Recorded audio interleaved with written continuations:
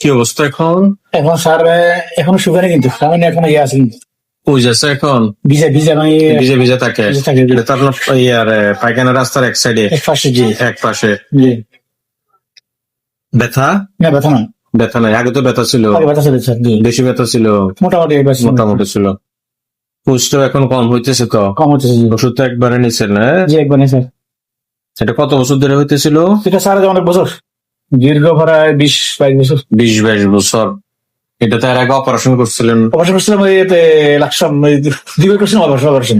2বার operation করছিলেন? জি। Last operation করছিলেন যে কত বছর হয়? লাস্ট অপারেশন করছি তো স্যার ও প্রায় 10-12 বছর হবে। 10-12 বছর হয়ে গেছে। পায়খানা হয় নিয়মিত? জি হয়, জি স্যার, জি। এখন তো কোনো ব্যথাই নাই? জি না স্যার, দেখুন। ইনশাল্লাহ ঠিক হয়ে যাবে। আর ওই যে পায়খানাটা যাতে নরম হয়, সবজিটা বেশি করে খাবেন, কেমন? জি এই 10 দিনে তো আর নতুন করে পাকে নাই। জি না, খাবো না। অপারেশন করছিল যে তখন কি বলছিল ডাক্তারে?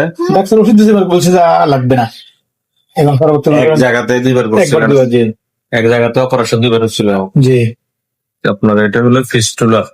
আচ্ছা, এটা আপনার পায়খানা রাস্তার এক সাইডে দিয়ে, এক পাশে, জি স্যার। এক পাশে দিয়ে, এটা ভিতর থেকে নালীপথ হয়ে পুষ বের হয় আর কি, ইনফেকশন হলে ময়লা টয়লা ঢুকে, তো এই জন্য এগুলো যতবারে অপারেশন করুক কাজ হয় না, পরবর্তীতে আল্লাহ না করুক দেখা যায় অনেকের আপনার ক্যান্সার হয়ে যায়।